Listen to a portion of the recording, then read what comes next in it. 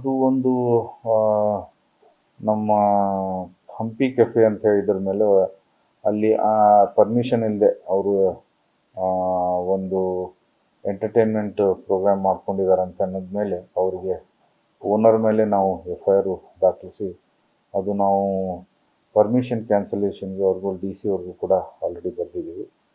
ಅದು ಅಲ್ಲದೆ ನಾವು ಪೆಟ್ರೋಲಿಂಗ್ ಟೀಮ್ಸ್ಗಳು ಮುಂಚೆಯಿಂದ ಇತ್ತು. ಈಗ ಎಲ್ಲ ರೆಸಾರ್ಟ್ಗಳಲ್ಲಿ ನಾವು ಒಂದೊಂದು ಸಿಬ್ಬಂದಿಗಳು ಹಾಕಿದ್ದೀವಿ. ಈಗ ಅಲ್ಲಿ ಹಾಕಿಬಿಟ್ಟು 3-4 ರೆಸಾರ್ಟ್ಸ್ಗಳಿಗೆ ಒಂದು ASI ತಂಡದ ಪೆಟ್ರೋಲಿಂಗ್ ಟೀಮ್ ಬಿಟ್ಟಿದ್ದೀವಿ.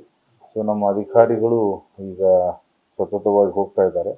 ಸೊ ಆ ಪ್ರಯುಕ್ತ ನಾವು ಅದು ಅವ್ರಿಗೆ ನಿರ್ಲಕ್ಷ್ಯ ತೋರಿದ್ದಕ್ಕೆ PSI ಅವ್ರ ಮೇಲೆ ನಾವು ಒಂದು ಮುಂಚೆ ಮಾಹಿತಿ ತಗೊಳ್ಬೇಕಾಗಿತ್ತು. ಅವರು ಪರ್ಮಿಷನ್ ತೊಗೊಳ್ಳಾರ್ದೆ ಮಾಡಿದ್ರು, ಅವ್ರು ತಪ್ಪಿದೆ, FIR ಮಾಡಿದ್ದೀವಿ. ಇನ್ಫ್ಯಾಕ್ಟ್ ಅವ್ರ ಓನರ್ ಮೇಲೆ ನಾವು ಅರೆಸ್ಟ್ ಪ್ರೊಸೀಜರ್ಸ್ ಕೂಡ ಮಾಡಿದ್ದೀವಿ.